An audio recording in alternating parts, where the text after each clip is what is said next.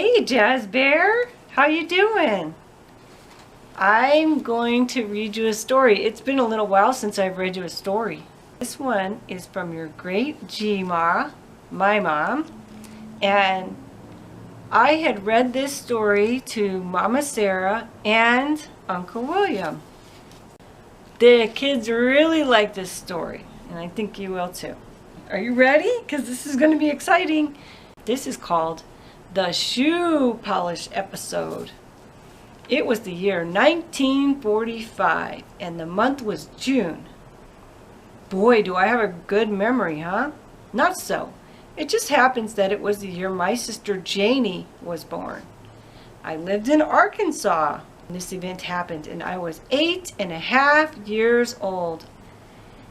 And my brother Dale was just a month shy of being 11 years old. I include these two as they are part of the story in one way or another. To say it was hot would be an understatement. It was probably one of the hottest days of the year. It was the hottest day of many years. It was so hot it was hard to breathe. Wow, that's hot. You ever been that hot? Dale and I had already fussed with the chickens, fed the big old hog, who soon would be bacon on the table. Bacon. And also had already had a run-in with the goose that lived under the house most of the time. Wow, that goose chased them all over the place. We had gone for a long walk in the woods, taken our dog, Blackie, and we rested along the way. We had thrown stones in the pond, drawn letters in the sand, and pictures in the sand, and had nothing else to do but go inside and pester my mom.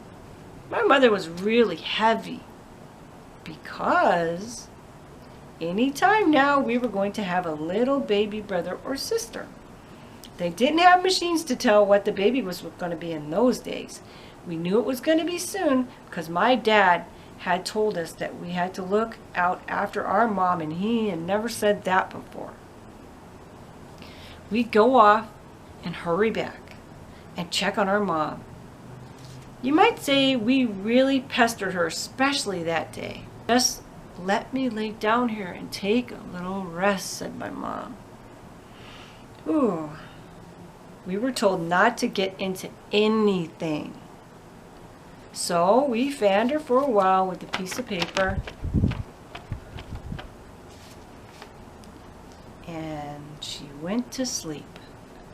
We could even see the baby move inside her tummy, and we laughed. That soon got tiresome. We can polish our Sunday shoes, I said. Now, back in those days in the summer, kids just didn't wear shoes when they weren't going anywhere. We went barefoot.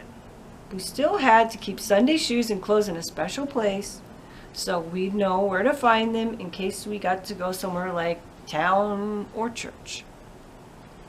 We kept the shoes all shiny with the liquid shoe polish. It was like water, only colored in brown and black, and inside there was a thing called a dauber. It was like a cotton ball and attached to a piece of wire. Ooh. You unscrewed the top, careful not to spill, and then there was this piece of metal you pulled up through the top with the dauber attached. The piece of cotton or dauber would fill with shoe polish, and as you put it through the top of the bottle, just putting it like this, it would squeeze out a lot so you wouldn't make too much of a mess. My shoes were black, and Dale, my brother, had a pair of brown ones. We painted our shoes careful not to spill on the floor and careful to go all around the edges. My mom slept on and on. Sometimes she would kind of moan. Oh, she'd moan. She's all pregnant and it's hot. As it was so hot and she was so tired. I don't know who thought of it first, me or my brother. But we had felt how cool the liquid shoe polish felt as we had gotten it on our hands accidentally. We decided if it felt so cool on us, we would make our mama cool too. We just take the dauber and run it up and down our mom's legs. And she'd be all cool. Whoa! Are they gonna do that? What do you think? Do you think they're gonna do that? Their mom said, don't get into anything. Let's see what Grandma does. My brother took his polish and he ran the dauber up and down from the knee to the foot of our mom, and he asked, is that cool, Mama? She roused enough to say, oh, yes, as she thought he was putting cool well water on her bottom leg. Okay, now it was my turn.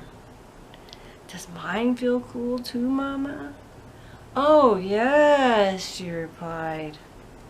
Do you want more, Mama? We asked, and she replied, yes. Without even opening her eyes. We kept right on, and soon we ran out of polish. And Mama was beginning to stir, and soon awakened.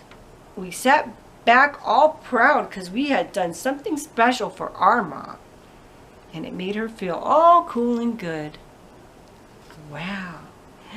Mama stretched, and with our help, she got off the bed. First her feet touched the floor, and then the rest of her kind of rolled to an upright position. It had been a long time since our mom had seen her feet because her tummy stuck out so far. We even had to tie her shoes for her.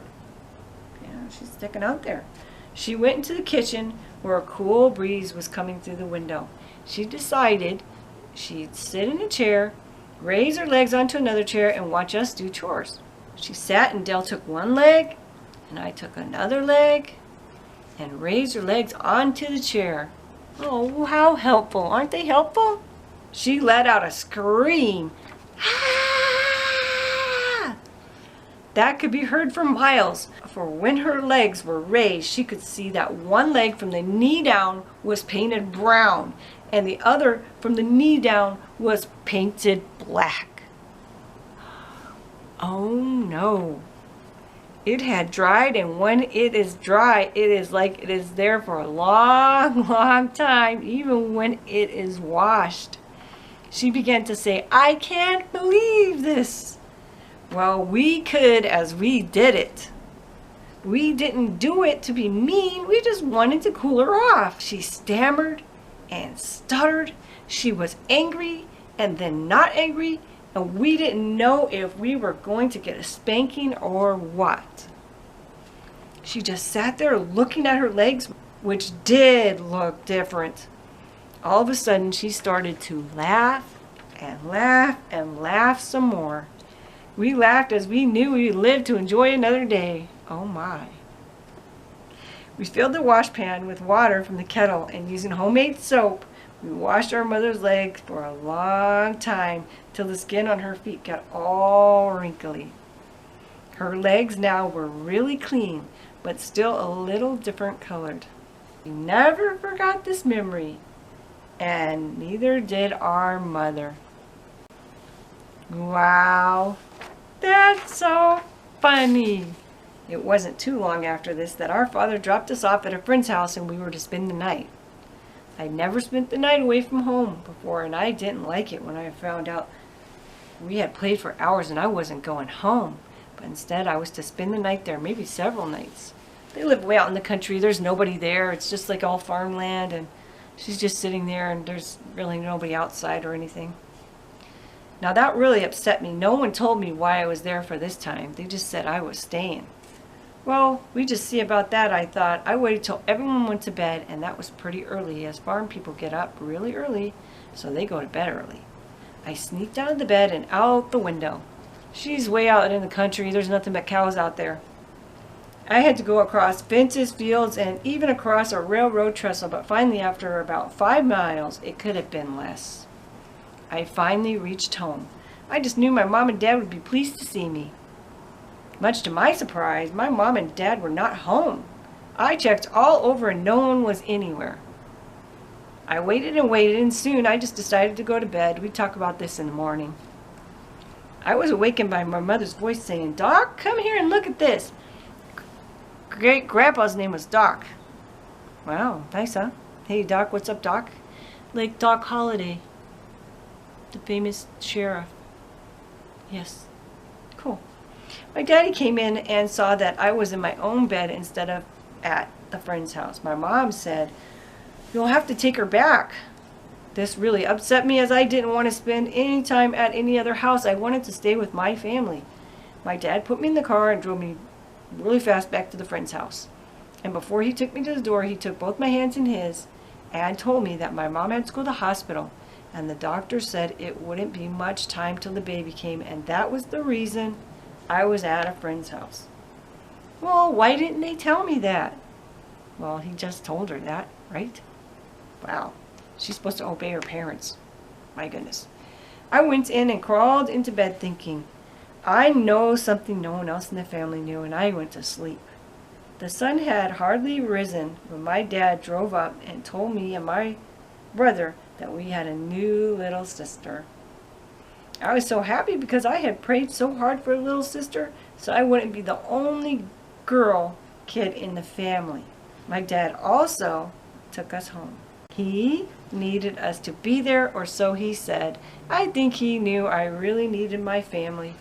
Kids are like that. So now you got to learn a little bit about your great-grandma.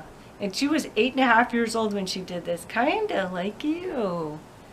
That's neat. I have more stories that great-grandma gave to me. It's a whole pack of them. A whole pack of stories. And I'll read those to you if you would like me to. JAZBEAR, I love you so much, and Mama Sarah always loves you. No matter what. She's always in our hearts. See, JAZBEAR, I got my necklace. I love you, Jazz baby.